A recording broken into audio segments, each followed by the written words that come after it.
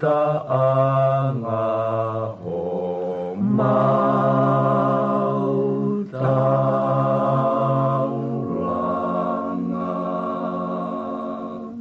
Halapai ni tu ka whakamatala, hona ni whiroa ma whaingata, no noa tawa ke whai ana, me tatalo moe o tu hei lala. Halapai ni tu ka whakamatala, hona ni whiroa ma whaingata, no noa tawa ke whai ana, me tatalo moe o tu hei lala.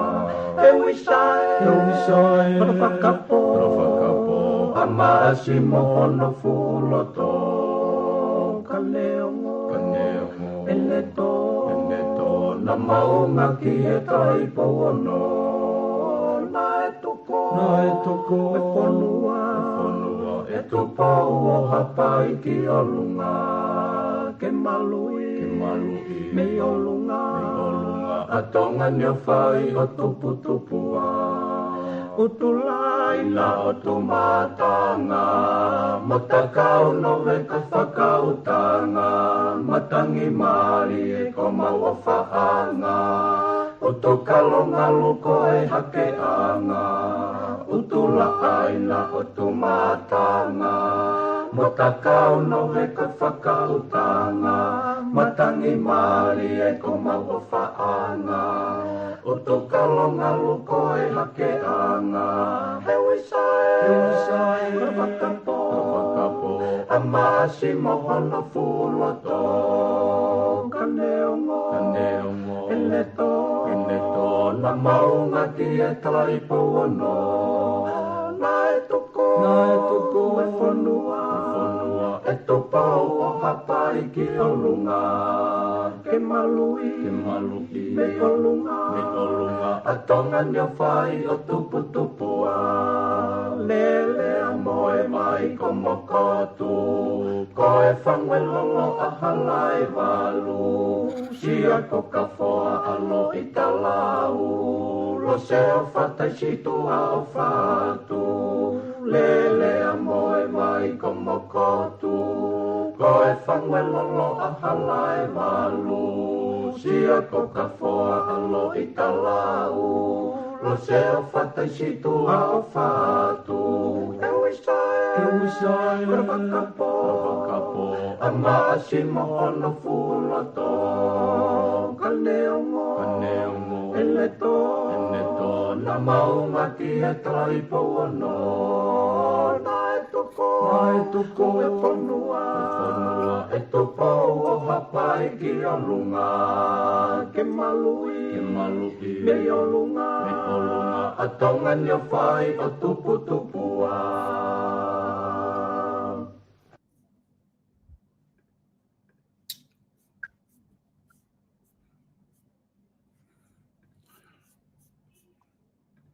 Kokore ke hufanga mo he tala malo e whanua, ka mai ngahi tala whatapu kotoa pe, o ku whawhatapu atu pa miheni, tala ngata e teo whai tua mamau ka e tai whainga maari e koini, o e pongpongin ke whakahoko toa e tau prokalama koia, whatu whanua who'ou ki he ahoni. Ngā loa mua tau wausia e tau who'ou koini, whataonga pe kainga, o mo mui mai he tau ngahi prokalama, na mo mao ha whaosta urerei, pe matau who'ou lerei, pe mo family, mo whia whoki, pia kai ki ngā tai pia malu kai ki a whainga palopare mai hoko. I hene pehe pongpongini ko whiawhia ke taitai lerei ai taha kotoa pe mo o silotoni ke tau kamata he tau prokalama koe ahoni. Tata te whito ki he whakafofonga Paula Piven Piukala ko whiawhia ke taitai lerei koe Piven ki he prokalama ahoni ko ilo i koe aho kotoa pe i he talu e ose whiri lakanga pare mia koe ki aho ia e kai ke mo busy ai pe koe whiri pare mia pe talu pe lere ai whatongia mo fuasia i whare area o ku lahi apito ngai whatongia ke whai ka koe mao whai maari he pongpongin ko whamalo lahi atu ke whahoko e tau polkama piven mo whewhe hake ai tuu koe ia ngā we ki he kamata koe tau whao koe ni malo soloi koe ya malo e mau whai maari pau kore te peke hu whangante pe whatapu koe ia Oku o moso ko fatana tal me oskonya ai vons mo fil paremia. O ke feinga big o hanga o momos mo episode ai foi dynamic pe ko foi ma fatu ki foi happening ini foi me con poco la complete jau o ke a meispe e ko whakaukau mo e ku whakatokanga ai invisible hands hange ko whatanoa solo mo kwa yo ilo po wai o keep repeating he whakaukau e mea e ku nofo pe o mari ia pe o taimita ko pe ko honga ia te hoko ko ki me anga awe o puha me anga awe of the invisible heads ko vai pe mau ko fa o ko no moni ko too good to be true and it's too good to be coincidence. It has to be a divine design. It has to be something bigger than us, bigger than human capacity. Ako kay au pe que foi momento ko ni solo. Tau pe o sa te ai foi me ko tau ko si ko we ni ko ke wa ke ni. Ai lele mai me au ke no pe o ya faka tomo pe me are going to unfold right in front of us. And I have to find time na aku ngoi o ku wala siya tamaki. Hangi o ku fai ai fetakai mo fakikihi hangi o ke process ya. Ai fo ngai time na kamata ke more ko manaki e kusio ko very powerful apito ai position ya o place por ai na tolo pe hangi ni o ko ke to lava ngai institution ya o to fai ha me patsas follow through o a big institution e monarchy e now ko mai o hange na wongo ya o hange o ku isiu mia foi regime go nio te untouchable ana e komena hiki to ai pe mo akuia inga whakatala noa e ko wongo ko aku o wai whakalawa Einstein o pe the world is not destroyed by evil or towards evil people. It is destroyed by good people that do nothing about it. E pau no whapea o whakakau ani ko kei o ko wabege foi momeni ko ni ko kei. E no pea o whakakau e na hanga fe hono orchestrated for pea ko ni. Fall into places and the timing be my mistake o da be o na pe ki foi opportunity e o atu patata go di sol ko time go na tala no ai ke to frahu a vote of no confidence. I had no interest ke ka o da no ga time na u ba ka pe ke ala ka fata e ko hinga akuia I have no interest engineer going ke ai ke pege o lopihe ke au na no be ka pa we men to ton ke fai ka bo fai ai ko tai when o mai into this my whakaukau o saini au ia ai ko no saini au ia Oi na mafolau mambo tonga tapu. O full masaini mawaya. Not knowing ai mea e hoko a pongpongi, eh? He koe, te nofo ko through a timeline, he date. Ahufia na e withdraw ai confident, ai na fio he minisa kere. Mai progress mai ai o bea e foi poini koe o whakawhisia e paremia. Okay. Koe o ke au be a hodi, o moi whakaukau, na koe foi mistake, ai foi afe, ai launch ke whakawhisi. Okay. Wau be ke a hodi o kou kei tui pe, it was purposely designed, o afe ai. O mai ai foi a dafa. Koe ngai se kau aki. Na kuongo koe foi mone ni na ko slava ya o tui ke e solo. Ai ngata ago koe ke tau mau. Ai pure le dei. A pure anga te nau tokanga ai whakalukfua. Ka pau koe whaunga ia o whai aki koe whatau hosi. Okay. Foki eku whakatara noa ke ngahi key point na ulawa make ngahi strong statement. Hange koe ni. But taimi koe na waki hoko. Ane waki hoko koe whehanga hangai ai tui pia moe paremia. He taimi na withdraw mai ai mahalo ko he kamatanga i tauni. Withdraw mai ne confident he Minister Defense pia moe Minister Foreign Affairs. Okay. Nane o mai whainga maria ka au ke hanga revisit. Ai foi tension koe ni. Ke ko whe mea o totonu. Ke hono tataki ke ka kaiba mai whanua. Nā ku he kono moni hoki nei te ke hoko ha mea pehe ki moa. Koe foi i indavine na fio o withdraw. Mahalo o dai beha ki mea ai tau beu ki mamusia. Koe foi counter koe nei whai koe he pure anga. Okay. O tuhui hanga tono atu o kui kai ai ha o mawhai urakia. Ua, koe kakai koe ke tai whalala koe ki ai, o kou whalala ki ai. Nā kua lawa pia tala me he whai ata koe a koe. Koe whakafotunga i nia o kui kai whiunga. Pane kai kiu, no fo kai kiu.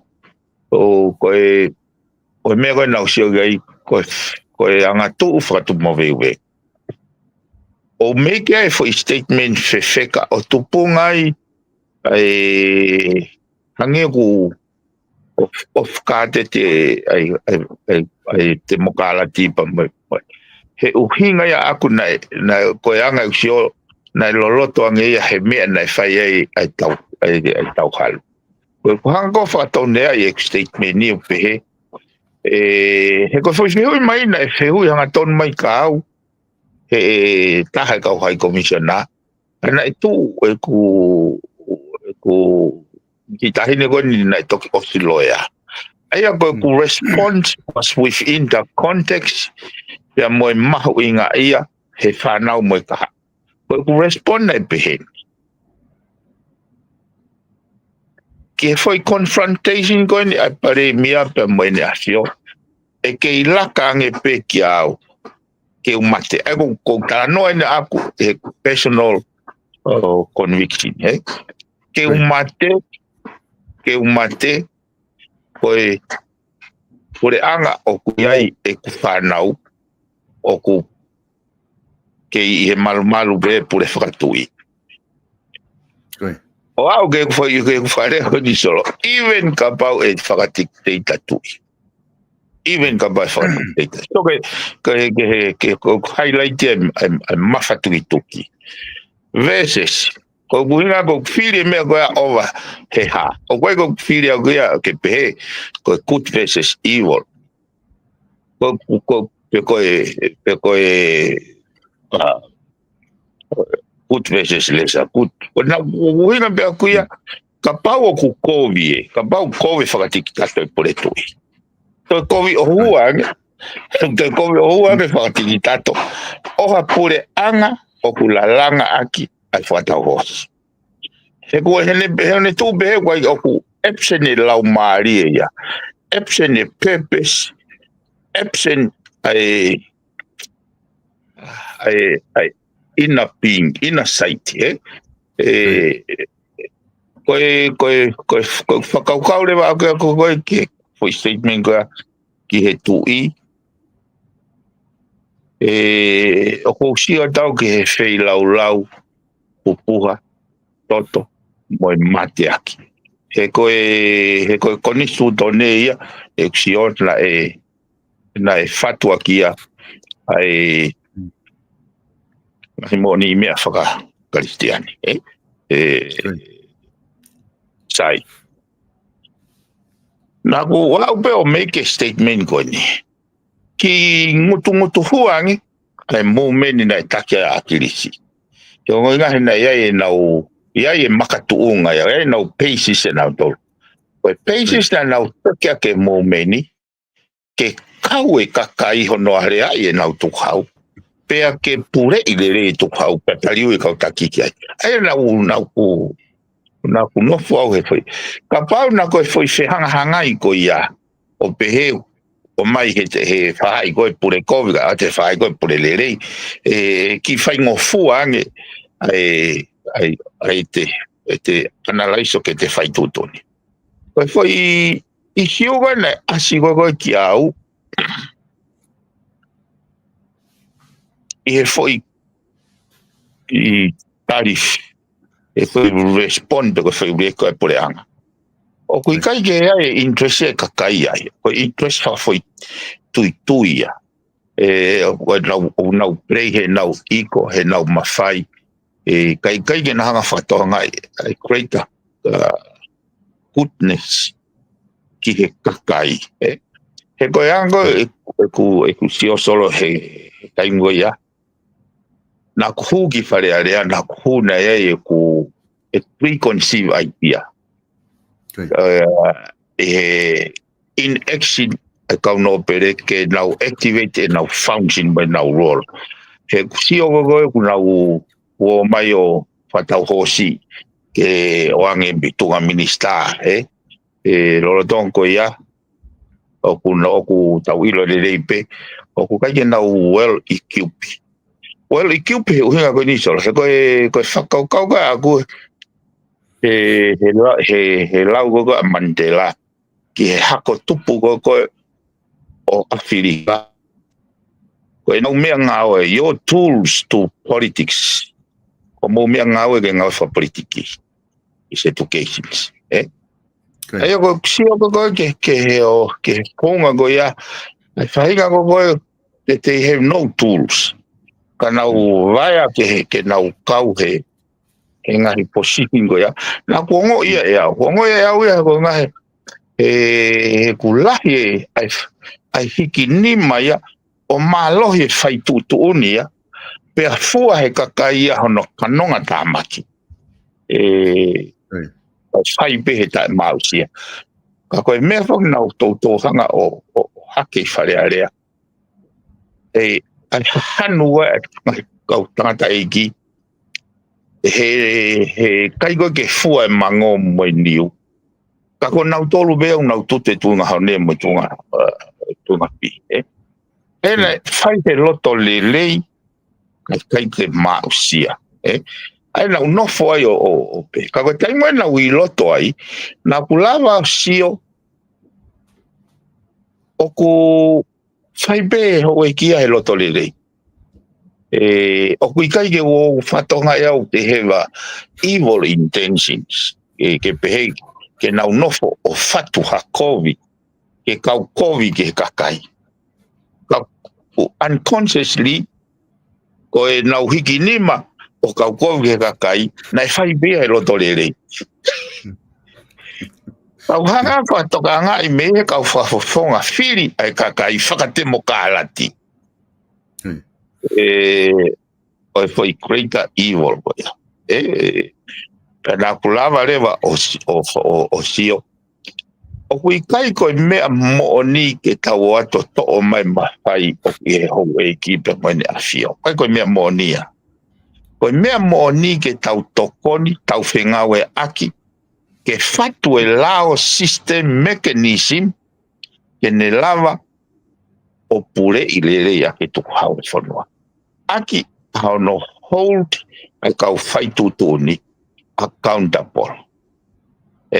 Ko tuka he taimini o kui kai ke na tula pe. O tala mai pe mea ke nau whai. Ka wai ke tala mai ia koe hae tau tea, ka pai ke mō whakahoko ia. Koe lau koe a Einstein ni o kiuti e tangata ko toa pe, ki ha lelei na e toton ke ne whai, kai ke ne whai. Au tau no tau tau tea e kakai o nau kiuti ki he kovi o nau whai. Kai hao ai kakai ia ki ha lelei na e totonu ke nau whai ke nau whai. Aia e oku pehe ia ke hanga i whakauka. Kai ke tolo o fufoi complexity of the whole governing system. Mai anga e nau whekau aki e ngahi i energy o e university o kei mama o e me tau ata mai i whakapukupu. E ka pau he kai ke tau lava elevatio sio ke umea ko ia. Te tau whihi halo pe tato he tau moho he taimi ke. Ai o neongo kato e umea ko ni o ilo pe au ia. Na ilongo a holo he. Ka ki au I see in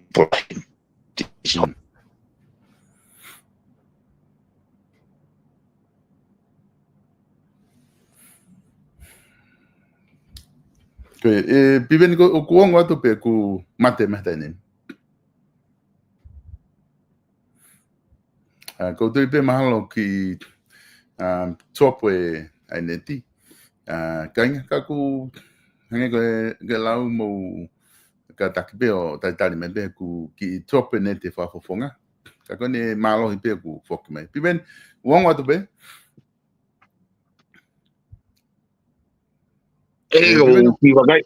Kau ki wakai ange ai starting e. Koe i polo pe dia ko kone ka toi. Toi, okay.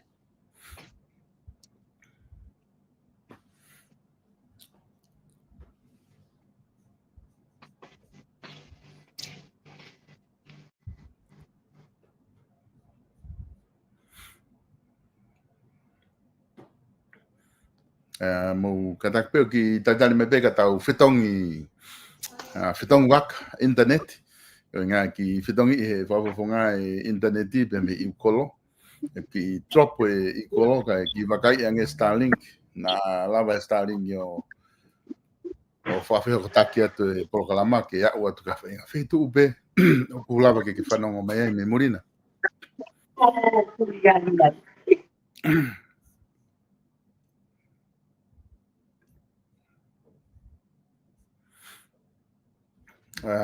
Iyo aku time tatau pe aku whawhia pe ko ilo pe ku malohi pe ai ne ti ta whakoni e pivendi whewe o ku lava au ngote taini ki unmute mai ho o telefoni.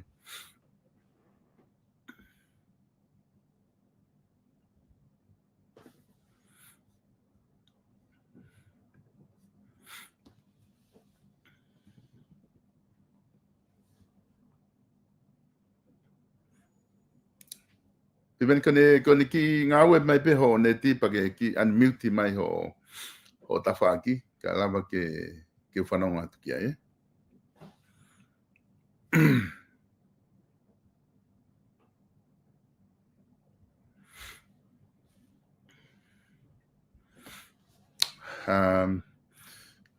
Taimi tatau pe ko proklama koni kuma whahoko atu kuma whahoko pe mi tongani. Ko tipe piven kata ko ki unmute mai ho telefoni mi ho tafaki. Koi. O kuongo atu pe? Yo mai. O vivea. Okay. Ia, koni ku ongole rei pe. O mahina foka o whamatala e piveni, o ku mahina ka teki mautolu, o ku ke fia o pito pe, ange koe talanoa ko ke whai ki he unvisible hand. Pea moe hae ngahi mea hono, an ko unfold mai o tau whanonga mai ai, o ao mai ki ahoni ku ke fia pe mo ke nofo whakaukau ke ngahi, ngahi mea ko hoko ko ia. E taimita tau pe o ku koe kakai he ku whatangai, o ku uhinga ku upehe, o ku lahi ni ihe nau hoha ana tolu ia koe ke nau fia. O se nau fia ana tole ahu wawha no whiri koe paremia. Tai ni mu lere mai koe ni ko se nau hoha he ku lahi ai kakai nau tohi he social media. Tuke he ni ihia me pose ana tole hongo fulu he aho. Ki he no tala noa i koe lisi kabineti ko ha mea koe ai kabineti da ni me o fe tu nga koe ai pare mia me ngai mea ke pe ia o ku kamata ke no foi kakai o faka kau ke ai pa ko ila mahalo pe o to la e pe kakai ia ku na fie maria pe na tolo te tari ke timing ko ia ka koe timing na tala no fo ke timing o ko si ha o he ngai ngongo me muri ai whamatala ko ngā ani he kau whaiangongo mo kau politikari me tongani. O unau pehe ko timing ko foi whiri ko ni. Neon ka pa tono ngai mea ke ko timing o kala. Pero hinga ko timing he nau tui he ke success e pre anga fo o ko ngā ko timing o ke toton.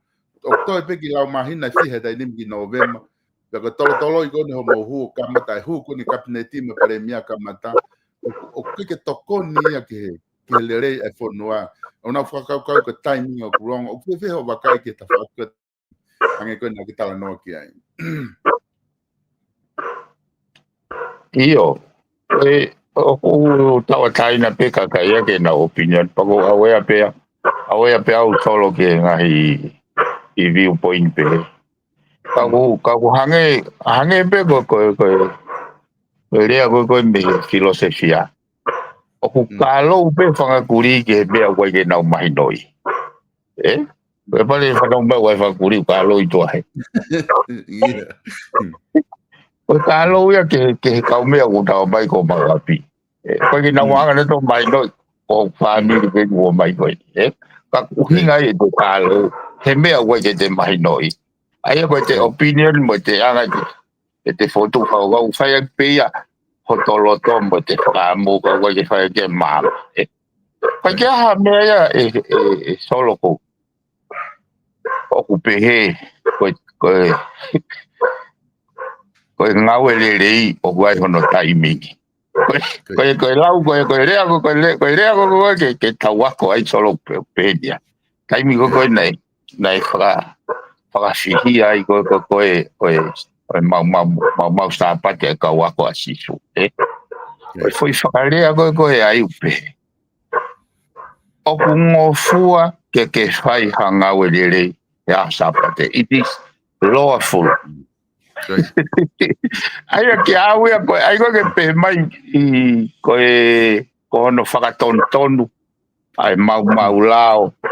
Moi ai noa ia tuku hau. Moi ai noa ia ai whaunga whonua. Halai taimi ko pe au toni te ave ka mea ga te ki silva ta mai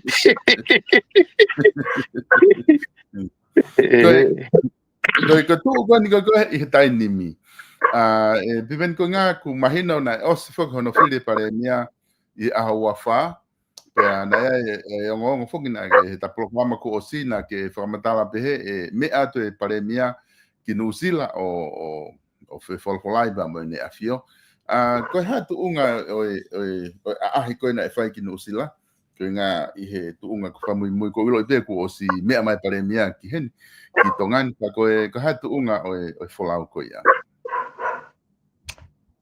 ko ia solo na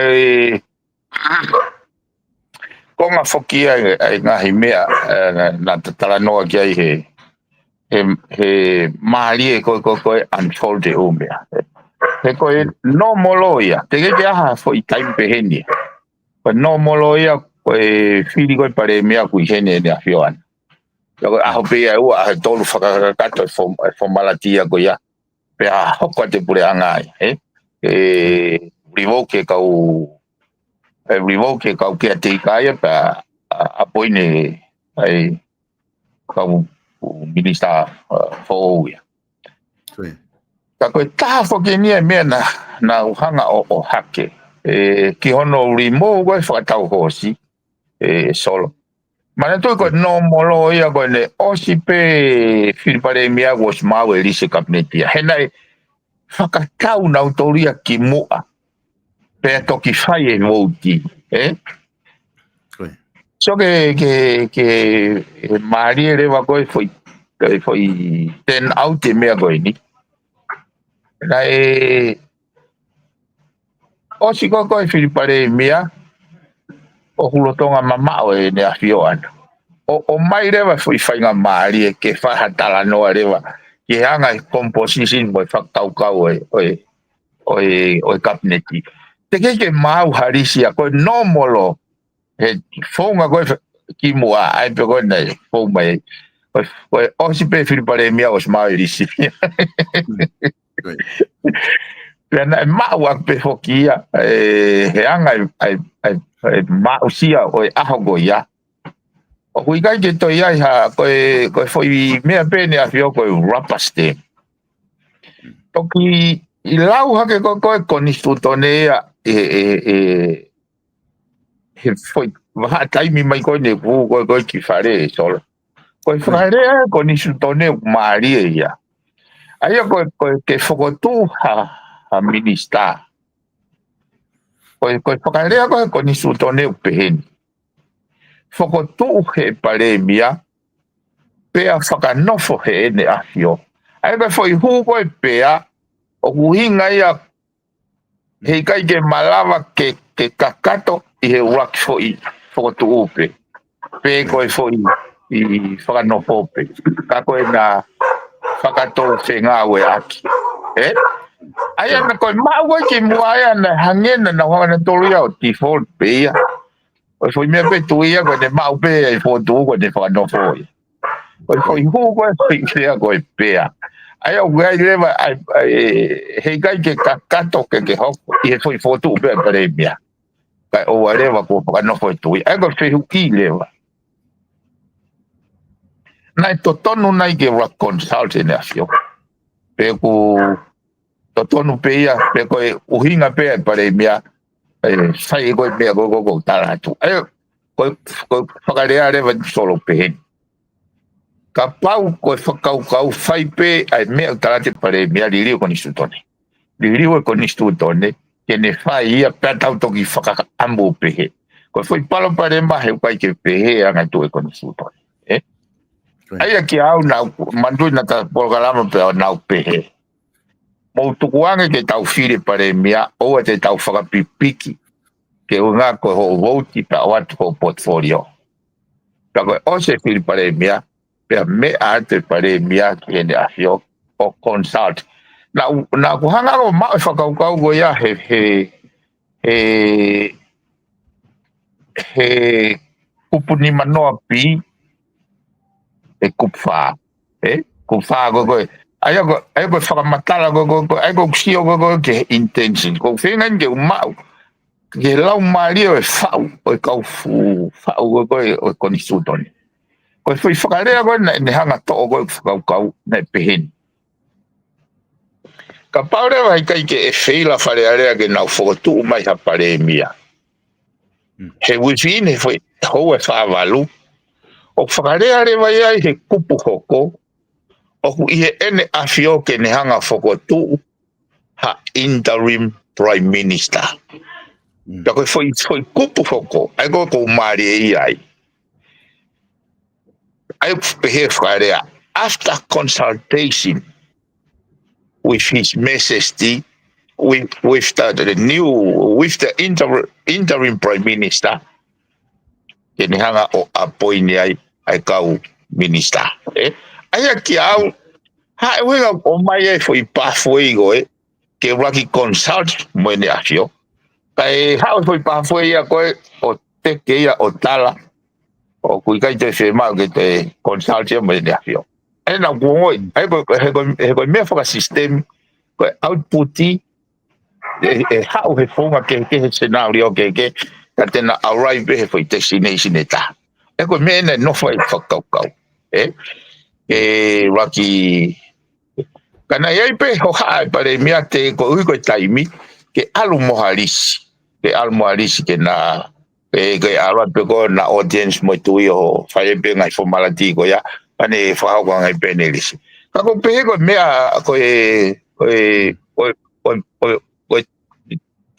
divine intervention ya ko invisible hand ko fakalave ki ai he oku osia ke ko ki foi consultation o fa ko mai he pare mia ai mafana lai o ta ngai i kupuire na mai he pare mia ai mafana lai mo falala mai ai ne afio ke ai ko ta ne ai me na ne o mai ko pe mo hoko atu hono tatake fonua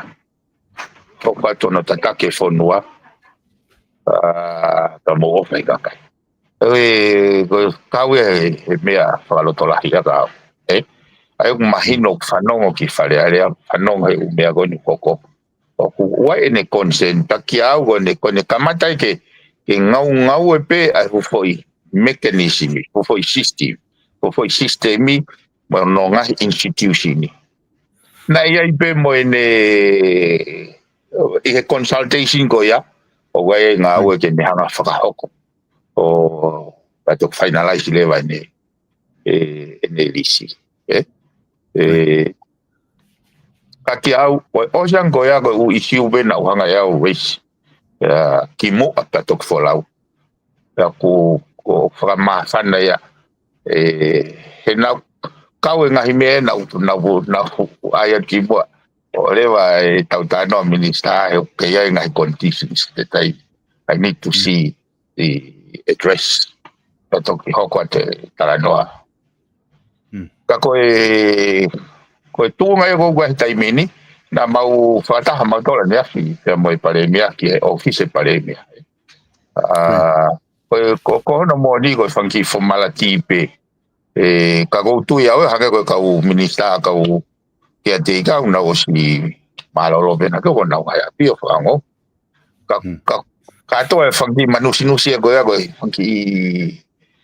fanki la we fanki momo pe ya we ka issue ya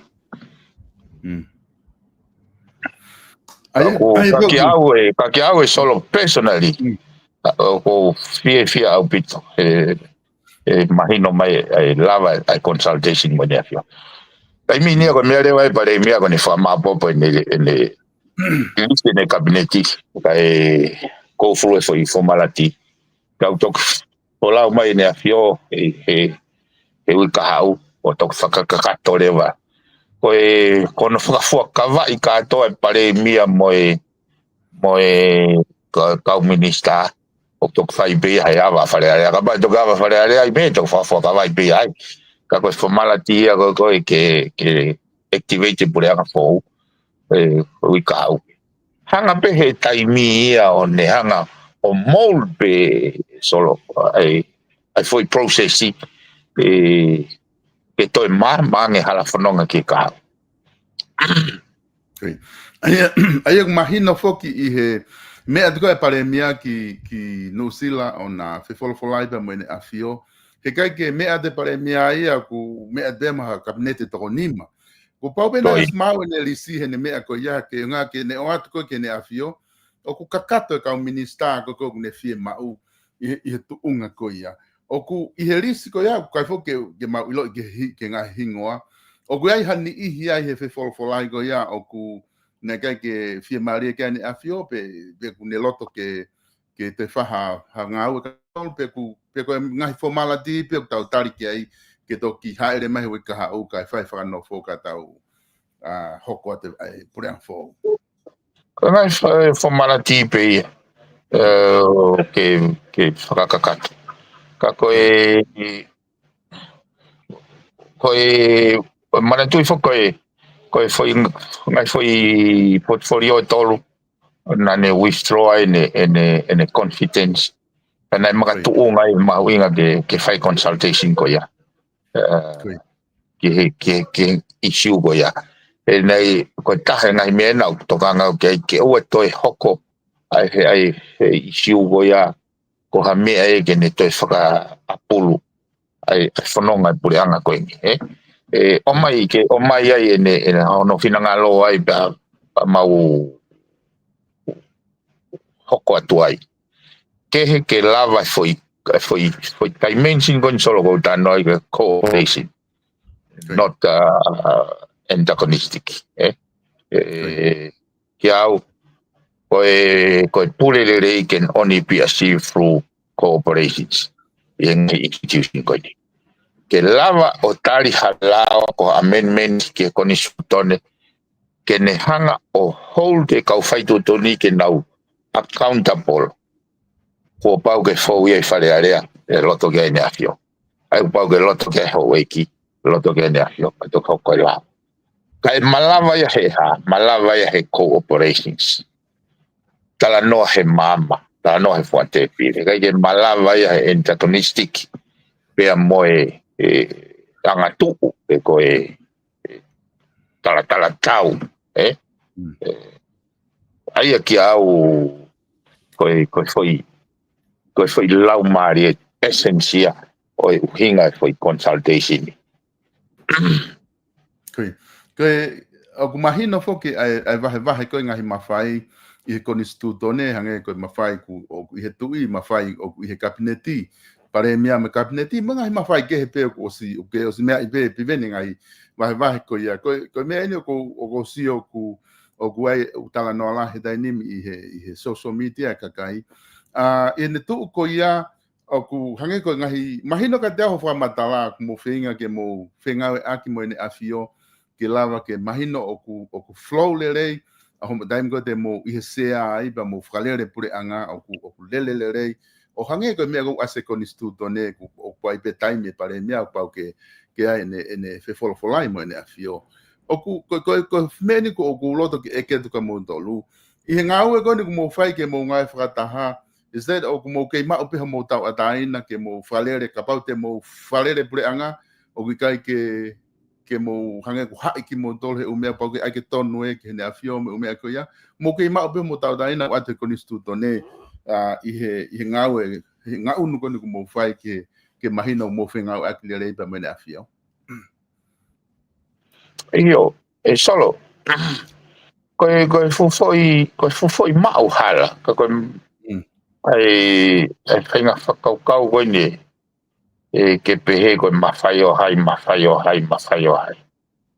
ke ko isuia ki au o whakalere i whakapolitikare o ku nofo he mawhai. Ke au ia ko isi au nofo he accountability pure lere. Kau hanga o whamatara te mea ni solo. He koe mau halani. Pehe koe mawhai o aku mawhai o hai. Ka pau te ke hanga o toi siofi whakalere kuptol noa kuptol ta. Kau hanga te ki kau ki te ki ile porei pe ai. O wai mawhai he kabineti, wai mawhai he wharearea, wai mawhai he whamauanga. Ka koe u mawhai ka toko ia ko tirai mei whe. Nai oange mei whe i whe. Koe mawhai ka toko ia, oange he konstituto ne he malu o e tui i ono. Ta mono hako. So ono ke he ai whakawhai ke he mawhai. Koe mawhai ko oange he kabineti. Koe mawhai o oange ke wharearea. Koe mawhai o oange ke whakamauanga. O ku tafe mai ia i he malu o e tui. E koe mea koe na uhinga koe ki ai solo. Ke o e tala noa e pare mia. O kui kai ke aha mawhai ai tui. Ke na whepaki. Te wai fe pake le volo wamba le volo waki. Koe mawhai o exercise e pare mea, koe mawhai o ti raiwi mai, he konisu tone he malu malu e tui.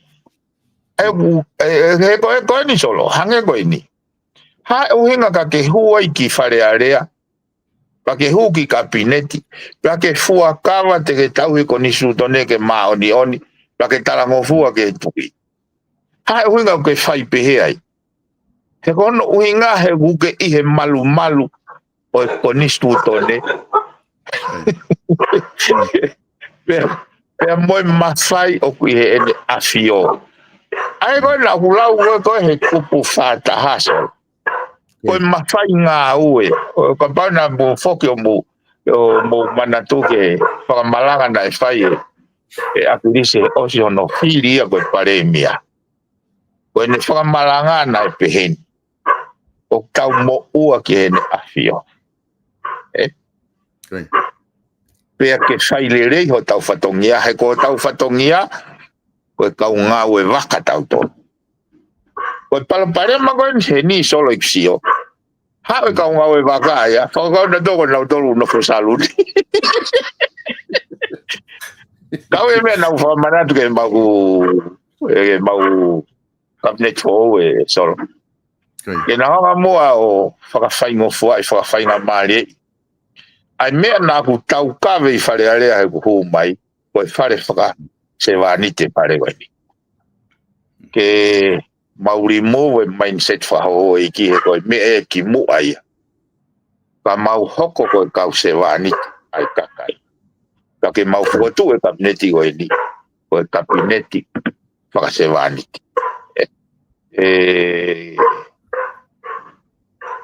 Ono moni solo kulahi e reformia ke whai me he mindset mo e whakatonton koe ngai koe lau koe aku o ku tau pōpula i o tau whatongia o kai ki he tau ataina e ke whai teri hange a koloa o kui koe winga aku o ku te pōpula ho whatongia ke koni sutone ke pōpula whatongia ke hene awhio tau pōpula ho whatongia ko tuku ingata mo iwi mo tau ki e lere ia whonua. Ea koe fwoi ki au, koe pehe koe o ku more ho tau ataina ono whakahoko e whatongia. O ki au e o hange ki misconstruia, hange o kai ke mahino lewa ai uhinga e whatongia. Ko to apipe o ku te tau ataina e pate whaiteri hai. Koe te hau koe ke ngau e, aia ko ui, me nau lea iau ke ngau e ki. Aia koe whai whakarea na e pehe mai, o whai meu whatongia rea ka nau tolu kau nau tau ataina. O kai e te pire kai, ui kai a taha tau ataina e whare koe ni, ai ke tau ilo i o tau pōpula he koe ai fuakawa na tau. Aia o hinga pehe whatara noa. O whakahu mai koe na pehe, hange whakahu mai, o hange te mau pōpula, ke he whakalere ho mau whatongia, koe ui koe ne awhio. Solo, rangi iriu ko ni sūtone ka tokai o tau. O whenga ke o hanga operationalize ai mea o kutu he ko ni sūtone. Ke ne hanga highlighti mai ka pau aha mea pehe he tui, pehe ho eiki, pehe kakai, kono operationalize kono whakahoko mea ti mani ko ni sutone o kui kai ko mea nau whe mau ko mea ko ke toki lava whahaliri nau tala mai rewa ko i mea ko na tawantau fitu o ku mooni ho lau ko mea tu ko ni sutone kai ko mea mau whe mau ko tau sai tau liriu whi mea ko ya he kai ke lava ya ke tau liriu ka pa he kai ke tahanda to exercise mea to hi ko ni sutone as of now Kai ko winga pay attention se funky detail ko ya solo he ko o wife ke de image that the devil is in the details. If we do not pay attention ke details ko ya e ka tau la to tau i te volo. E hoko pe details ko ke mau i hala fonga from here onwards. Oi. Pibeni ko ni tu ko ni mahina ta fa polo kalama ke fa habe fo ke polo kalama ke manatu i o kai ko hapati kotoa ki mo tolu. Ko te tala noa ni he paremia ma mo cabinet fo o. Ko whakafo i tui ki mo tolu o ku mo mai pe o hanga kau no pere ko kau whakafo i tui ki mo tolu ku mo o mai o whau aki ai pure anga ko ni fo o ko ni amanaki ke tau hanga ki ai i he wike ka hau. Ko whakau fuku atu ko kabineti foki o ku whaha ke kakai ko kabineti ko pau ke mo loto taha ke ngai tutu ni a kabineti ko ngai ko mea ko ia ku pau ke mo kau whakataha ki ai kau minista mo tari kotoa ia pe hoko ia ka tutu uni a kabineti. I hene tuu ko ia ki mo tolu foki o mo whafo i tui o taktahi ai pe mo mea ia mo tolu ia mo malohinga mo vai anga pe mea mo mamahi. I hene tuu ko ni ki he wike ka hau ko ki mo tolu kotoa ko ia i he kabineti ko mo o si whapapau ko mo lava tukuange ngahi whai kehe ko ia ka mo ngā ue loto taha mo ngai whakataha ki he kabineti fo o ko ni amanaki ke whanongonongo ki he kakai whanua he wika hau. Oku koe foi wishful thinking pe eso. It is impossible. Ke lava tanaki mai kau individuals o vale pe ko na loto tahana toria ko ipe ko bafai o wang he cabinet ki awe solo guai lau o sistemi ko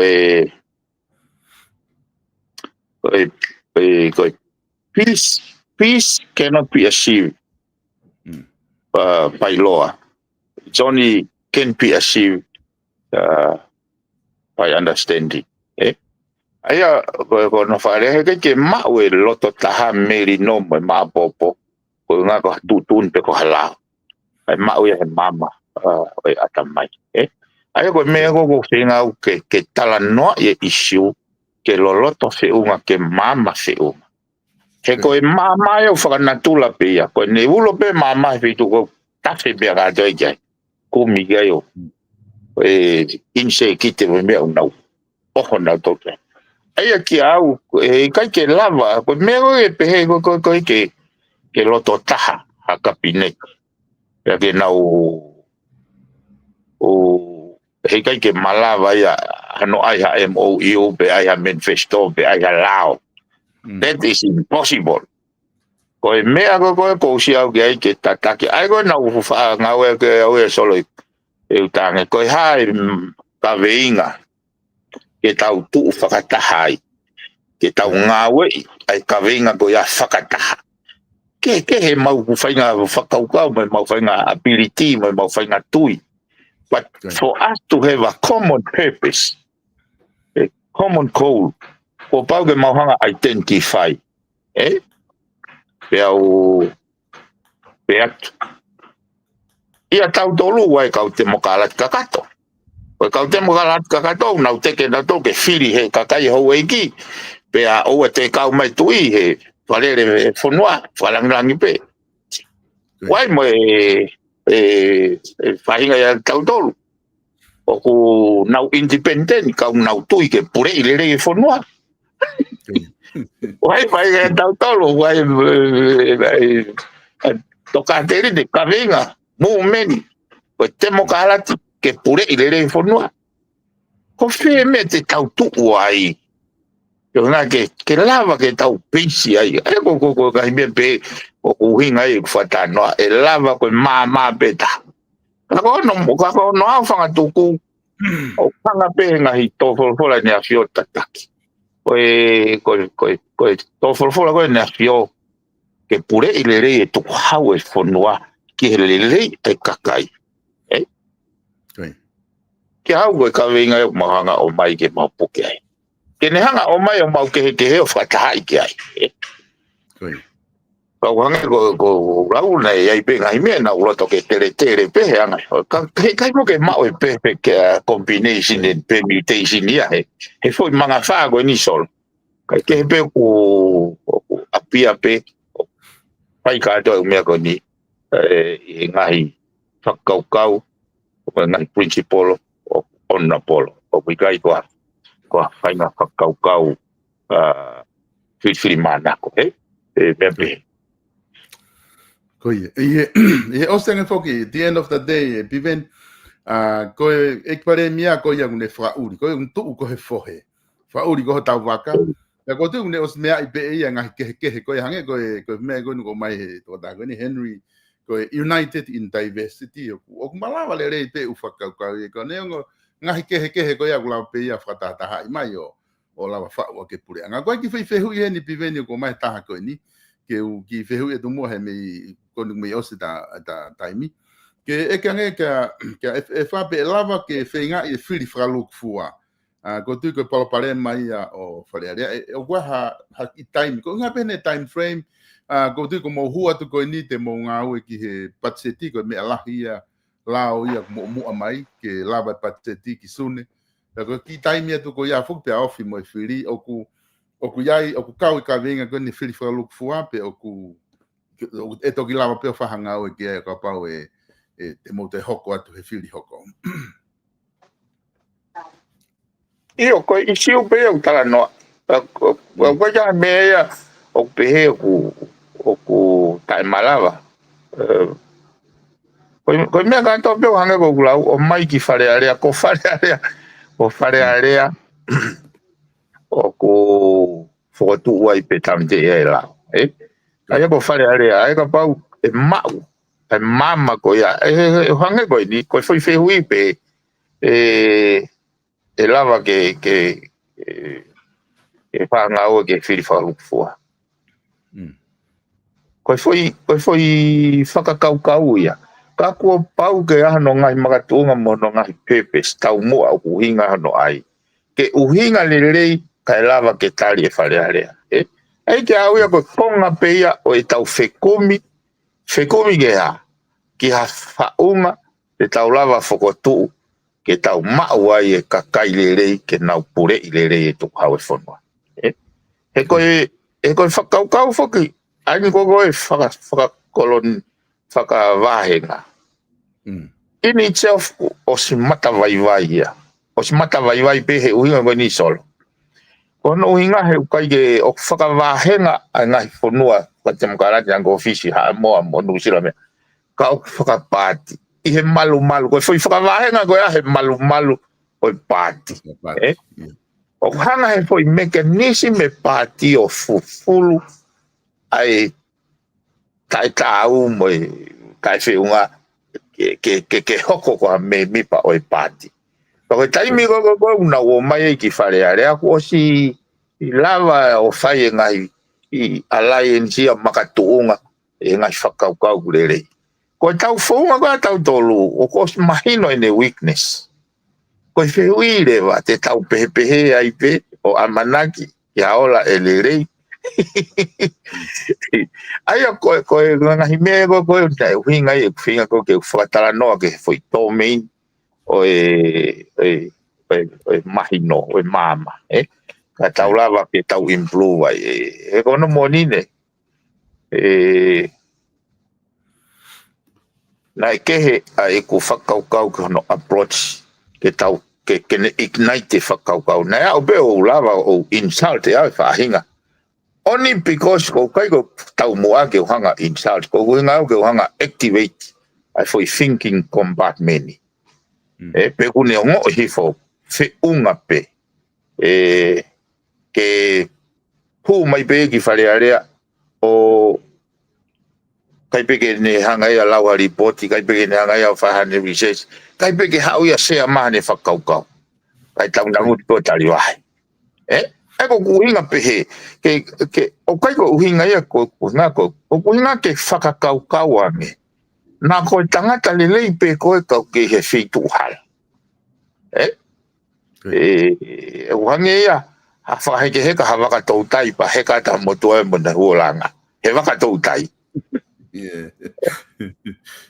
O kai ke unga ku kovi ai motua ko ya.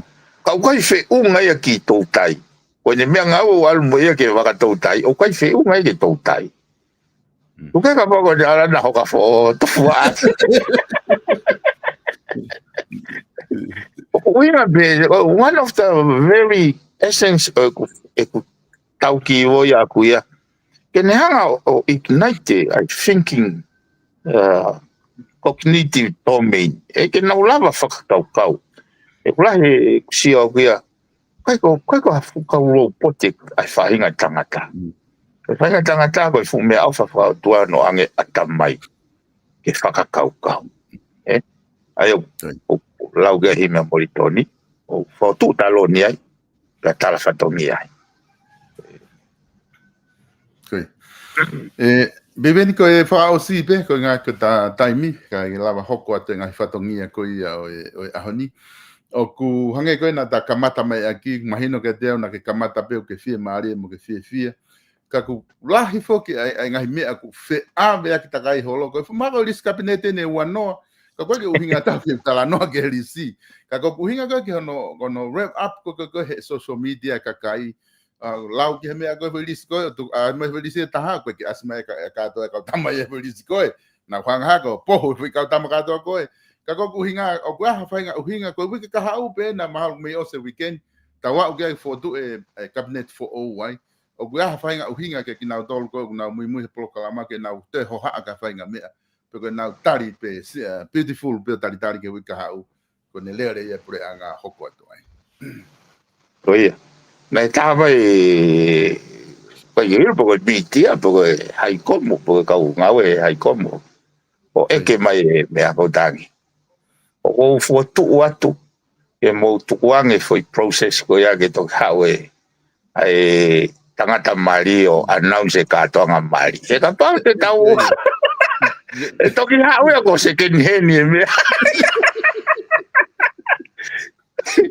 O tae to muki o mahino e pehe wa irisi e wa ke irisi fa ga wa to pe ko te ha we me tangata mari o ta muki fa pa pa pe pare bia e ko foi project ko ya pa ke na consult pa mo ya fio o ne ma ba na ko ya ha we forever ne ha u ko nga how fo ko ta ko hipe ka ke ragi ola ya ko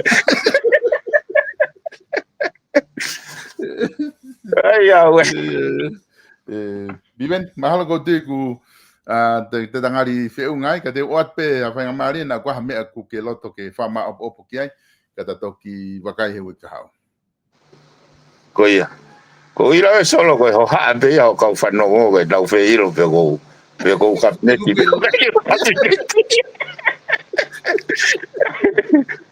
Maratoi ko hota whatongia tawa ke whakapala ni se pule i le whanua.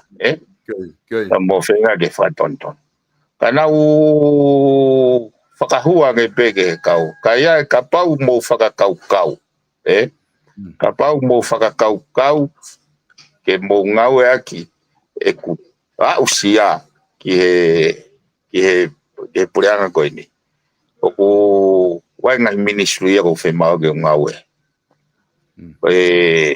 ko uinga he ko no uinga he ko pare ma ko hoko o kunihanga ia o destroying down to the very foundations of my family ai ke au o hange benya ta kore ta ke pare bia ke bai portfolio ke o ke tapu ia hono o ke tapu no ri bia na tu guai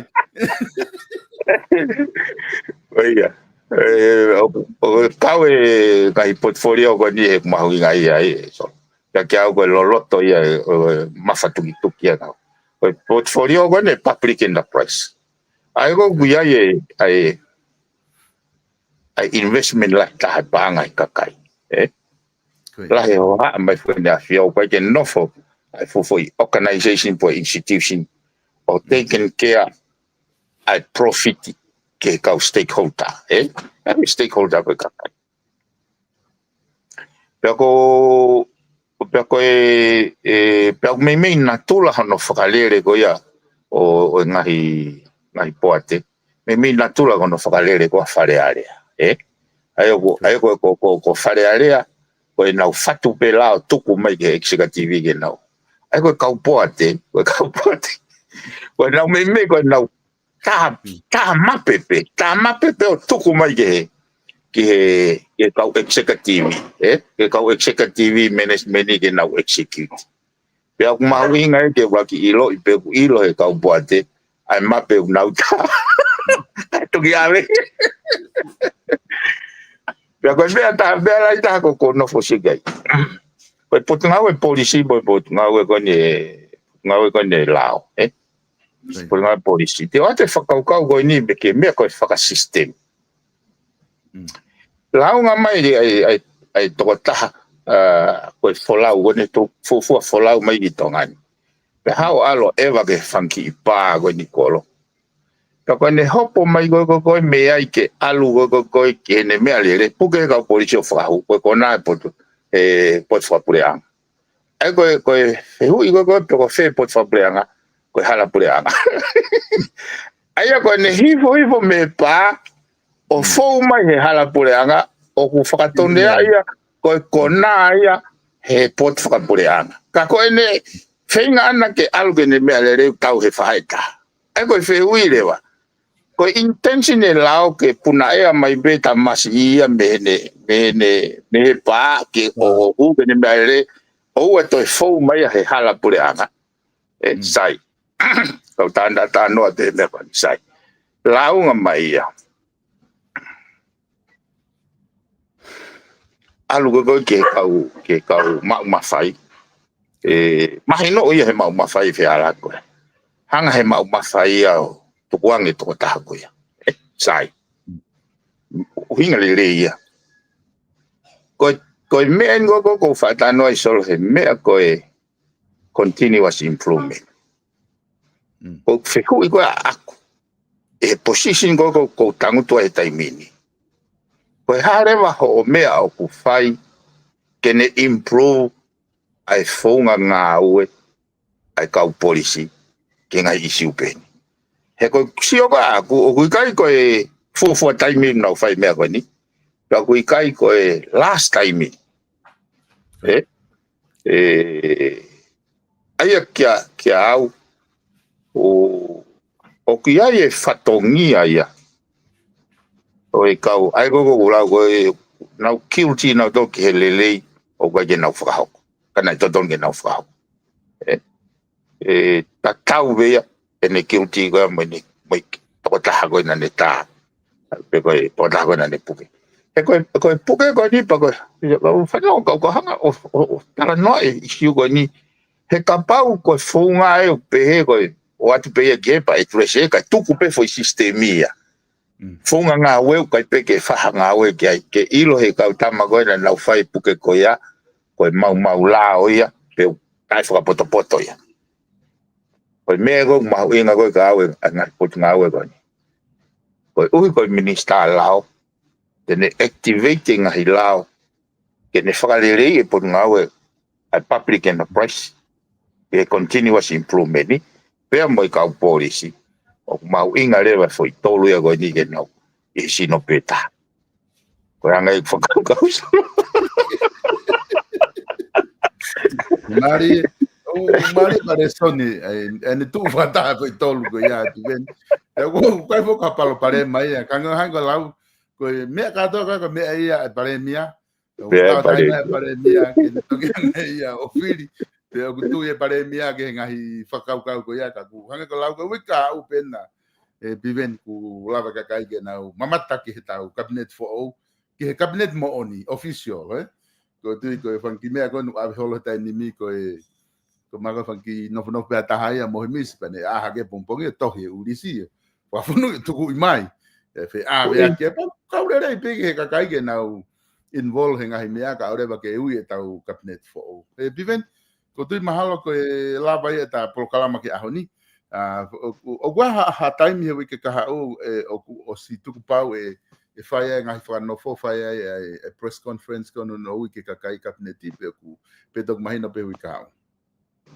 mai do i o fata vino ka to pe ka kato e fangi fo malati pe ya go ni ku e mau ke fa ho malda na lava pe o fe email yaki. Pe mo ne afio. Pe malava pe ia ke toki haere mai pa toki. Ai. Ai usia wa ha whakavave.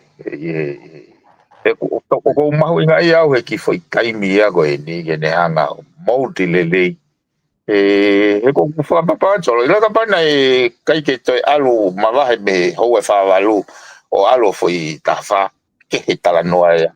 Pea koe whiri koe pare mea koe hene tui ke he tala noa ka hanga pehe u mea o hoko. Ka pau tau tui solo koe mea koe tau pe u hoko. Koe ke mama o me ko tutua e o tua. O hanga he u mea koe ni hoko. O ne hanga ia o mai fu whainga maari e lai. Ke rethinki ai. O kai ngata pehe whai mga whaa koe ni. Ka uai ai whai mga whaa koe ni whiri hoko. Pea moe hoko atu. Ke tau sio ha whainga whakakau.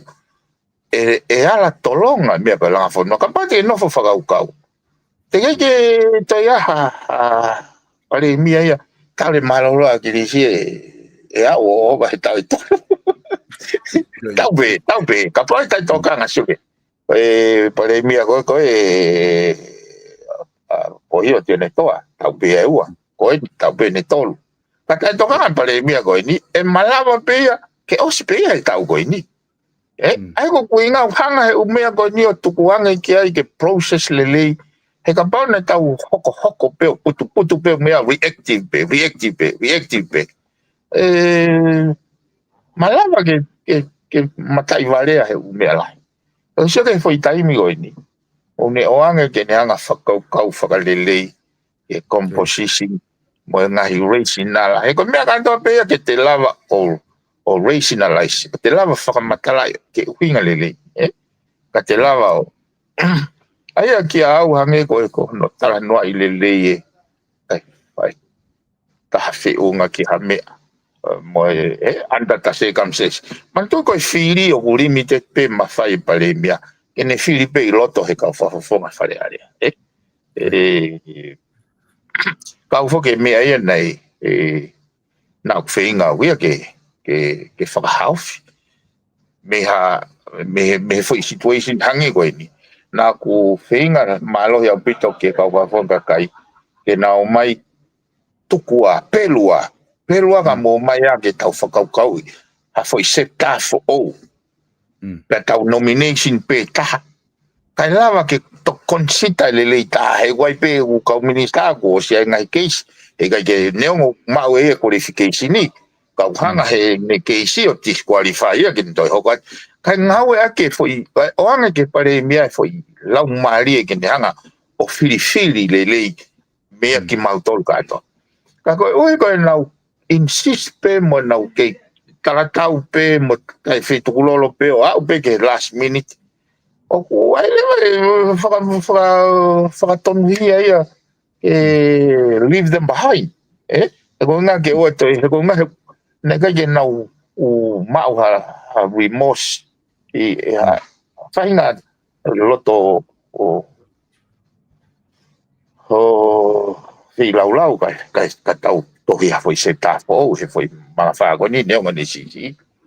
Ka koe kātoa e umea koe ni solo unfold mai pe. Ai koe umea koe whaunga kai kau teka pe he unfold mai pe o whātatau ki hene whātutu whātatau ki hene pule.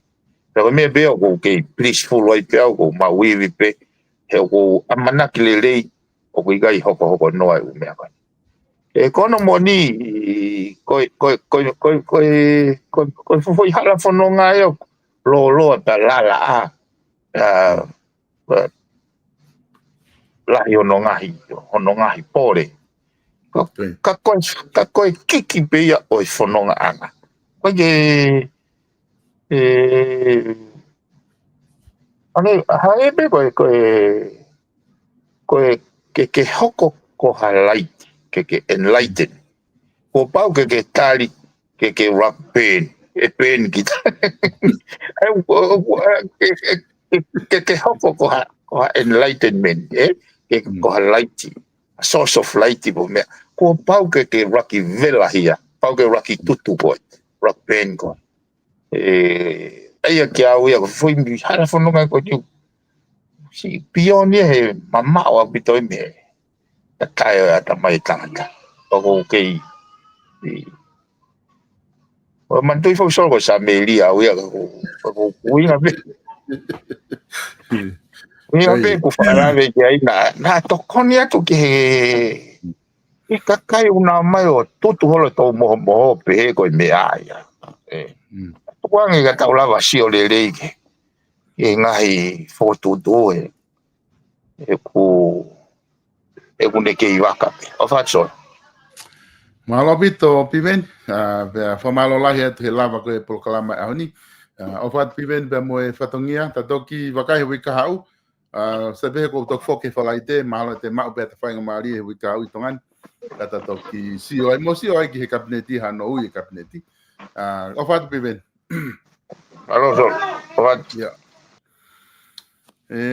kanga ko fa malo lahi atu he lava ko e tau polokalama e honi mo manatui pe foki ko ngai time pe ni I he ngai tau ko o si folo ta puni ta polo kalama ta to ka ko inga ko tu unga ko tike ke mahino e tau paremi mahino e tau kabineti ko mahino e paremi ko te ke mahino ko tau kabineti o ku matu unga e to lahi au pito e ki mo tolu ku mo kore mai ke lele pe mo e polo kalama ko inga ke ore ba ke mahino ai kabinet fo o pela toki lava leva fa I break ia yo malolo ka tau foki mai ko hene pe he ma ke I hoko atu pe pe mo time ko ia fa funga paulo pe ven pikal ai te ma ke te finga pe ke ma ha time he we ke kau ki mo ke foki ki no sila ke fa hoko ta tau polo kala ma pe me tongan hene pe he fa malo la he ka te mo tol fa malo atu ke kau sponsor ko to pe o mo to koni mai ke tau ngai polo kala ma pe he foki ki he ke mo tol ko to pe mo fa tohi mai ko me ta ko fa fia ke te au ko wakai hifo ko mahal na mo to ko ni mangia tupu Facebook ko tau YouTube manti ko tau live ko to pe o ku lere u atu pe ai Facebook mo YouTube ko inga pe ke fa fa ngari ko ni I na loto na to ke na fa kore me na to ke lere yang mo YouTube ke na lava o hulu ke TV o na si o na tango tu pe po ha na me fai po na kai po na malolo o na mamata falere ke TV I hono hulu me YouTube ko wakai fo he line to ko wangia ono full tupu he YouTube o kulawa ke mamata me ai pa ku fa fi ka te mahino ku mo tawa taina ke fe I he ongo platform ko ni Facebook pe ko YouTube e fainga fu ka te ko ke mamata me even a comment ko so fo pe ku o ku ia ka ani I ku na comment mai me he YouTube ke nga ke ilo pe o aslere be ho comment ko ku lava pe ke mamata tu ki ai I ho tohi mai ko me YouTube o ko to la hene ku na o si tohi mai me ai pe ku lava pe me ka mo puka o mamata ki ho tohi ko tu ki ai la pe ke mo fetala no aki ai I he tau ngai polokalama ko ia ko fa malo pe ku lava ki atu mo ka takpe ko ngai ku tonga ni ko ke fulava excess lere ki he ngai tu aki ka ko manatu I peo ke ulawa te ngai hingoa ko e South Pacific Loans ko e taha tau ka main sponsor South Pacific Loans Static Tupo pe mo na fika telefoni te ke lava fetu tak na tol I ha fainga fie ma upe e lava ai ka taha ko ni to ko ni te ko I ngai fie ma u faka finance te na lava o tokoni ke te ko no valungia valvalu hiva valu te ke lava o talano ai ki he South Pacific Loans Static Tupo pe he foki he tau Wharevala Page Fashion Store I loto nuk alofa ai ko polokalama ko ni ko polokalama to be me he Francis T. Katz ai ko tafaaki whare tafaaki ko Page Fashion ko no tafaaki taha ko ai Page Fashion hanga tu ko fe manga fa ko ki marketi ka ke tafaaki ko fu building malunga ko tau me pe au o ko hanga tu ki ai Page Fashion Store o sila ia pito o si lere nga we daini te ke lava pe o me mai ki ai fika hiva o Whatawhiri Road o mamata ai ki ngahi bala ko ia te ke lava whakatao me ai ko Francis T. Katz ko ni asena me tu a pe pe fo kiloto o ko I he loki au office ki mu I he me ko fai ko ai Papa Shop konga ki mo ak fai papa shop ka ko office ko ki mu ai o ko polokalama tu me ai ka te ke lava pe o me mai ata amaga ahonde mau I farekosini pe o au ke hoko ai fa ma te ko ke lot fweni tongani ko e hoko pe fa ku ta alu rewa ke lotu vai mga kai frafe pa hi ai pe he fi nga ta to fok ma bongbong ko e tu uia ko e ki he tau nga hi ki he ta fa aki ko ya mana tu ipe pe mo e maka whamanatu ko ia a tesi mi Australia o ku ke lere pe ai maka whamanatu a tesi ko whika telefoni pena ko ase te screen pe foki ki hene vala ngahi vala ko e kune hanga print pe kene live stream ne ongo ku mahaku lo tonga haa moa tesi dainim ka ku ke lere pe ngahi ngawe ko ia tesi pe me Brisbane ke ki ngata ai ko e kauta hawaka ko ia a Fereti siu I moana freight services te ke lava o fetu taki ki ai I Auckland New Zealand I ha o whahinga fie mau e lava pe ke fetu taki ki ai ko e nau talatu fok he mea ko siu koe ki tamako sai na ni hanga o whai ki langa whafo whai au pito he ki ngau na ni hanga whai I he apitu te I halal pena uloto ke honga whai ta ea ke honga tu wake ke te mautol ka pau ke fie mau ke tokon ki ngau e koe ni koe kauta halere ene ki tama koe ni o ku nau lawa whai hawhahinga ngau e pe renovation langa fo o ki ho api ka ko tuko wika hau te utok mau maha ki laita koe ngalo pe ia te au lahe e wanoa ia holi tonga ni ka ke koe ngatai tau ngahi I whanongonongo koe ki te motolu lawa ki o atu pe mihen pe mo e tala monua te motolu o whake mo mau ha ngai ahalere ko tui mahalo e osaki minite tahanima miheni te hauka te prokalama fa ose ahuni ko e whakatalanoa ko e pe mo e whafonga malolo ko ia pe me vavau e tuate sunga lavlau na aku whai beki wha eke ki ai I YouTube ka ko hinga na kai ke lava ngā au e Facebook pa ko ahoni ku lava ngā au e Facebook ka te uwhaha ki whatalanoa ki ai minite tolu noa he ahoni I hirianga mehene haki I minite tahanima pe lava ki whahaukotu. Ka mo mea ata tau ki whelongo aki I he taimi ka hoko mai.